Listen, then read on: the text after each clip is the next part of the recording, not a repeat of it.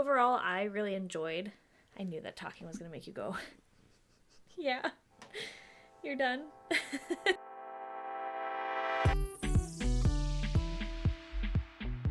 Recently, my partner and I started watching the new Fallout show.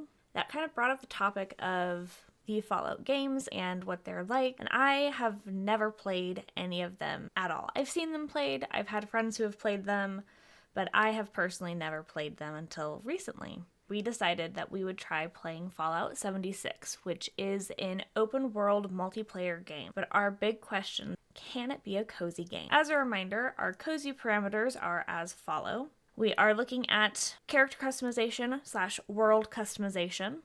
We're looking at our NPC interactions, graphic quality, the soundtrack of the game, the player experience, the story for the game, and then my personal opinion of the entire thing. Kicking us off, we're going to start with character customization and world customization.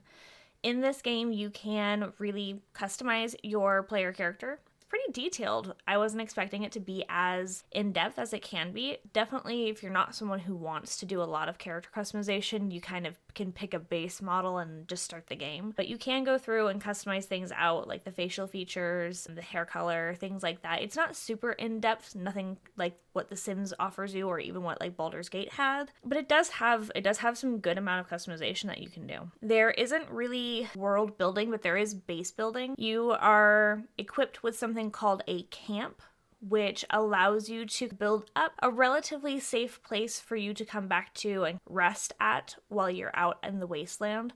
I say relatively safe because you will still be attacked by things, but you can set up defenses around your base to help make that pretty minimal.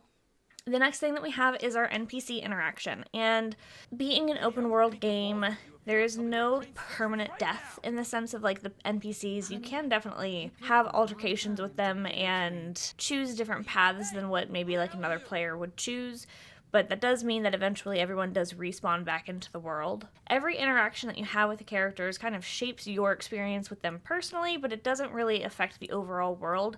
It can't, fundamentally. Otherwise, you're limiting what other players can do. The way I think that they interact with you and the way that the missions are built and how they can make it so that way a friend can support you or you can tackle it solo, it allows you to still have a personal experience with each of the characters and end out the quest in a way that you would like to see. These dialogue conversations and quests are impacted by your special loadout, which is essentially your character build. Your strength, perception, endurance, charisma, intelligence, agility, and luck. All of those skills that you invest in and the way that you build out your character can influence the dialogue options that you have with other characters and can swing things more favorably for you or can cause more chaos. Ultimately, each person that you interact with NPC-wise is trying to survive the wasteland and adjust to what the new normal is. And so everything that you are doing with them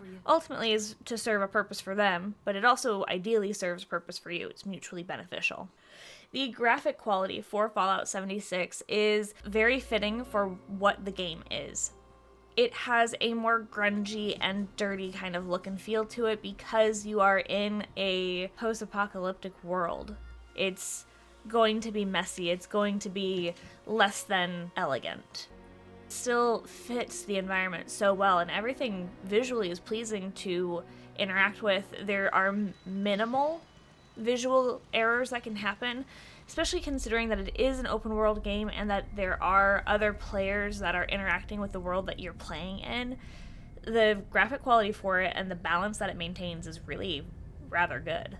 The soundtrack for the game is really good. You have something called a Pip-Boy, and this is where your inventory, your menu lives. So it's kind of how you keep track of everything. And in that, you also have the ability to play a radio. And the radio can play anything from music to broadcasts from other settlers or survivors in the world. And the music stations you can actually choose. If you don't play any of the radio, there is general like ambient noise and music that the game has. Personally, for my playthrough and the way that I utilize it is I don't often listen to the radio itself because I'm not super aware of combat and when I'm walking into danger.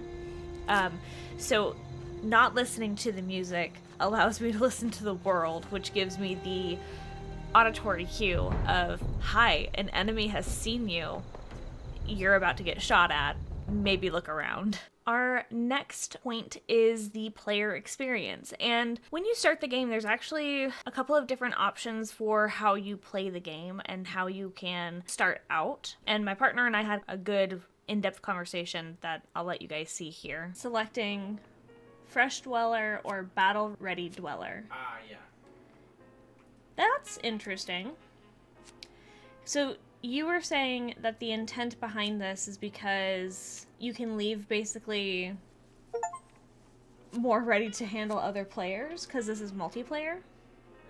Yeah, I don't know if it's in order to handle players better, but essentially your limit on what you can do is based on your knowledge of the game. So if you already know how to play Fallout, if you've played the other games, you understand how to hack, how to lockpick, how to sneak, how to do combat, and how to do basic building and farming, right? But it can be frustrating when you know how to do all that and you're essentially just waiting to get to the point where you can do that. Yeah. As opposed to if you start at level 20, you're like, all right, I have the ability, I can now pick 20 different perks, or I have 20 perks to choose from, instead of doing one every time I level up. Mm-hmm. And it gives you a lot more of a, I can immediately start to go and do things versus get the lay of the land, what are the low-level quests, what are the side quests, you can immediately go into the stuff that you want to do as a player. So as someone who's never played a Fallout game before, right, would Battle Ready be the better option for me?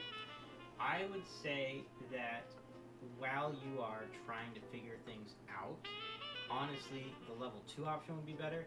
I think Battle Ready would be better if you've kind of had it in your head that you want me to focus on the battling and you want to focus on the building. Level 20 is going to be better. You're able to have a more complete character, and you're able to focus a lot more on defense as opposed to offense.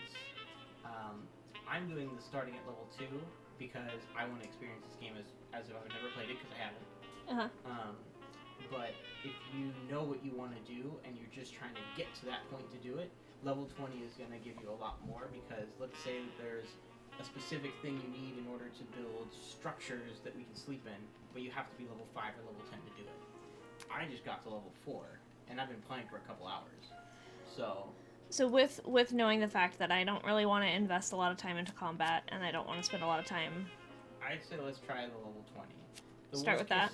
Yeah. The worst case scenario, we start a new character. Fair. Okay, so we'll start with that. Okay. Okay, now... I don't know what any of this stuff means. Excellent. VATS? Target enemy limbs with luck-based VATS system. That was, do you remember when I talked about that a little earlier? That's like... That's probably what I want, isn't it? Yeah, that's your auto-aim. So, like, it's vault-assisted targeting system. So it's when you press the button and it highlights the enemies on your screen, and it gives you a % chance to hit them just by shooting your gun without having to aim at them. So that's one that I should probably choose for my loadout? Yeah, if you put a couple points in VATS, it'll help, or into VAT-specific perks, it'll help you a lot when it comes to if we get into combat and I'm not able to do as much as you are, or you're not able to, I'm not near you. Having a couple points in VATS could be the difference between killing and dying. So, and this looks like it's already got a kind of pre-done load down. Mm-hmm. A loadout? From whatever they call special.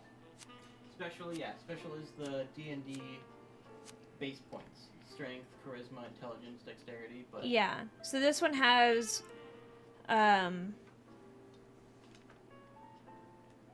high perception, okay, charisma, agility, and luck. Those are like the top. And then strength, endurance, and intelligence are the lowest. That makes sense. Those are the combat stats. Okay. Except for intelligence, but you can actually...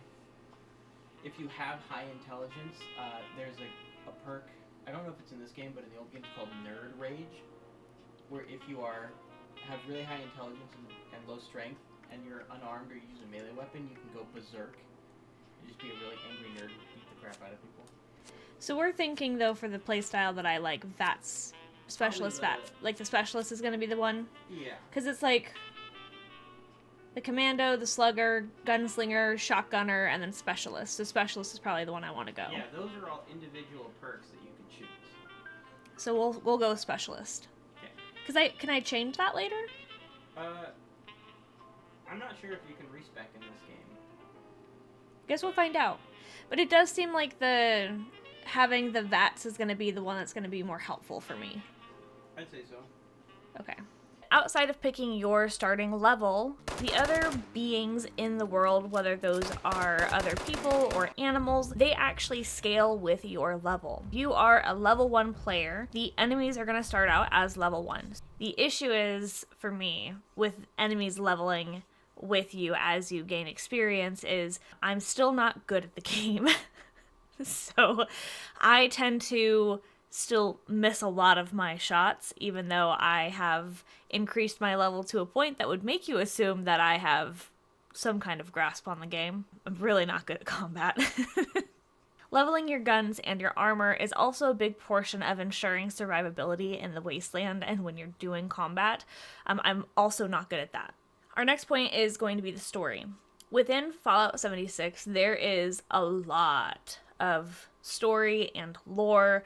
I understand that the Fallout games in general have a lot of lore behind them. There's a lot of information that you can discover in the game, but it's also not something that is entirely detrimental if you don't discover it or if you don't learn about it. It doesn't really take away a ton from the game.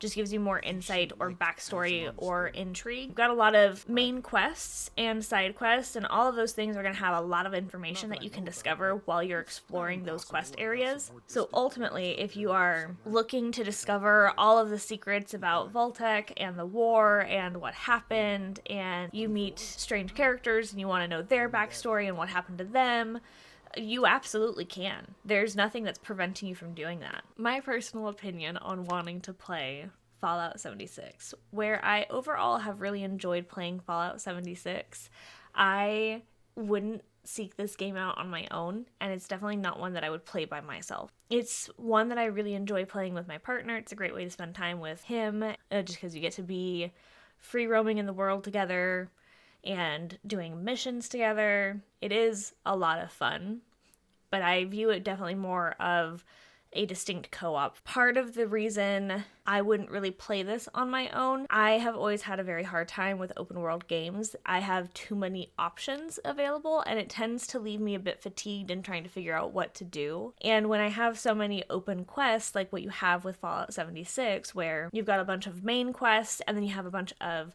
side quests, and you can do them all simultaneously, and you can track them and you can untrack them, and sometimes I forget which one I was actually doing. It can just be a bit overwhelming for me. Playing with my partner definitely means that if I don't know what to do, I can just look at him and be like, so what mission are we working on? What are we gonna do? And that helps pretty considerably. So out of all of the 7 points that we have, I would say that it hits 5 out of 7. I think the misses are primarily on the player experience and my personal opinion on it, and that is mainly just because I'm not good at combat, and it is a very combat heavy game, and that I don't do super well with like open world games, and it being an open world game can make it a bit hard to complete tasks, and I am very much a completionist, but still, with 5 out of 7 points, I would still say that this is a pretty cozy game. If I can spend a lot of my time building up a base camp and setting up farming land and unlocking new recipes to build, that is so my speed. I enjoy that all day. So that's my opinion on it. If you have played Fallout 76, what is your thoughts on it? Do you consider it to be more of a cozy game? Are you better at doing combat and open world? Is that something you enjoy a lot more? Let me know down in the comments. And then if you have any game suggestions as to what I should look at next for seeing if it could be a cozy game, let me know. I'd love to hear it. Otherwise, I hope you have a lovely day.